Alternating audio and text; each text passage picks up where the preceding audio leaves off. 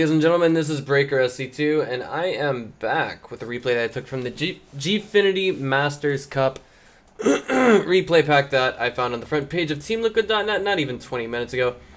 So, first and foremost, spawning as our blue Terran in the lower right-hand corner, it is going to be mYi's JJakji, perhaps the star player of their StarCraft roster, and definitely one of the strongest contenders on the planet. Particularly strong Terran, make no doubts about that. And in the upper right-hand corner, spawning as our red Zerg, it's the one, the only, the evil genius's Jaedong. So I'm going to have to talk to what I know about both of these players while we fill in the time and what's going on here. Jaedong, I imagine, has extremely strong ZVT. The last time I've seen him compete in any tournament and take first prize that I can remember straight off the top of my head would have to be the WEC Hangzhou, which I was on the ground for. I was casting there in person, but unfortunately I was sick for the entire event. So you guys, when you were listening to me, you were hearing me cough and just hack on stream, and I felt awful. But whoa, Jaedong is going for a very, very early pull here. This is something that, from my perspective, doesn't make too terribly much sense. But at the same time, I'm sure Jaedong's the man with the plan with this. And his opponent is going with a Reaper Expo. I don't... Oh boy. This is something that can hurt Jaedong a lot. And this wouldn't be the first time that we've seen him engage in what is effectively known as a build load or loss. There's 6 Lings on the way. I think I see what it is. He's going to try and take down his opponent's natural expansion before he's got the ability to do anything about it. And once the Reaper is out and on its way across the map to deal with, or not really to deal with anything, but to figure out what's coming from Jaedong, it's going to have to get pulled back mid-path to prevent the Lings from killing the natural. And I think that's why Jaedong is continuing to crank out more and more Zerglings now to what I think is an excess of 8 Lings already. That SCV, well, the Overlord's going to discover the SCV moving out. The Lings are doing their best to avoid making contact with that SCV, so it looks like, in fact, the goal of these Lings is to get in there and delay the natural if they can. The most standard way to play this is basically with a command center follow-up. The question is, where's it going to be? On the low ground or on the high ground? That's the most critical moment of this game. And now, JJakji arriving at his opponent's natural knows something is not right here. Lings catch that SCV, they don't let it go into the main, and now the Reaper is out. These are Lings that are doing nothing right now, unfortunately. I mean, they're going to get some delayed mining time off of a couple of SCVs, but I think the greater picture of things, the grander scheme of things, it doesn't make a significant difference just yet. These 4 Lings are going to, I guess you could say, kind of bypass these Lings which are just going to straight up die to this one Reaper, and then maybe they'll get a shot at delaying. Well, never mind, scratch that. The command center went down on the high ground. Well, at this point, I could see Jaedong, he's expended a lot of larvae to get where he is right now, and checking the units lost thus far, he's lost 3 larvae worth of Zerglings.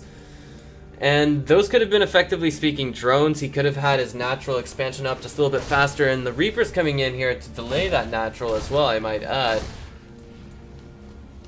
Looks like he's not too terribly concerned about that for the time being. That extractor can be cancelled, and Jaedong will go ahead and rebuild his natural expansion. Oh boy, 2 Reapers versus 1 Queen. We all know how this ends, basically. The Reapers are going to basically go back until they regenerate their HP, and then they're going to dive in and go after the Queen yet again. Oh, but that's a nice pickoff for Jaedong. That is not supposed to happen if you play Terran. But I mean, JJakji just wasn't paying attention, and unfortunately paid the price, but he's getting revenge right now. The question is he going to get a Queen first time or not? It looks like the answer might slowly but certainly be yes. These Lings are so close to popping, but they don't quite finish up. 1 Reaper, 1 Desire. And he's going for that Queen. Is he gonna get her? Yes, he will. So, JJakji in the end spending 2 Reapers for 1 Queen. While his opponent only has 1 Queen, that's very much so well worth it in this situation. He is coming out ahead in more ways than you would imagine. Not just simply by worker count, even though it's only slight. And he does have mules to add to that. But I mean, he's he's coming out ahead by keeping his opponent's production low. Excuse me, that stutter is something I'm going to have to work out of my system. Hellions are now entering the map, and that means faster scouting, second wave of scouting, if you will, and even the second wave of harass. The first comes with, of course, as we all know, Reapers, but Hellions are capable of doing much more damage. They can deny creep tumors much easier than Reapers can, and they can also kill workers much easier than Reapers can. JJakji's gonna send his Reaper back into the main, figure out what's coming out from the Dong, and he sees now that, okay, he's pulled the Lings off, or pulled the drones off of the extractor, and that means, oh boy, he's gonna have to worry about defending his natural. Little things like this are kind of producing wins for Jaedong. He's gonna go in there, he sees the starport, he sees that the tech lab on the starport is still rotating, and that means that the Banshee that's in production will have cloak once it hits his main. He has to know now, this is definitely the time to make a spore crawler, and he's going to do just that at both bases. It's going to be, I think, a teeny bit late, but at the same time, I don't think he's going to need it for detection more so than he's going to need it for anti-air. For detection, it's going to be there just in time. That won't be a problem, but anti-air, I mean, it's all up to the micro. I feel like if JJakji takes any damage from either of the spore crawlers, it would be considered a colossal mistake in the history of micro, but the Hellions coming in there doing so much damage. The Banshee was actually doing a good job tanking for the Hellions on the ground, and this is not looking good. One queen has already fallen at the natural, one in the main as it's going out to the natural, and the third one that was here at the natural is now gone as well. It's all about roasting the workers. Jaedong says, hey, I've had enough abuse. I will see you guys later in the next game. And look at that. Wow. It's interesting to see just how many observers were in the game, but enough about that. Ladies and gentlemen, this is Breaker SC2. I'll be back with game number 2 in just a moment.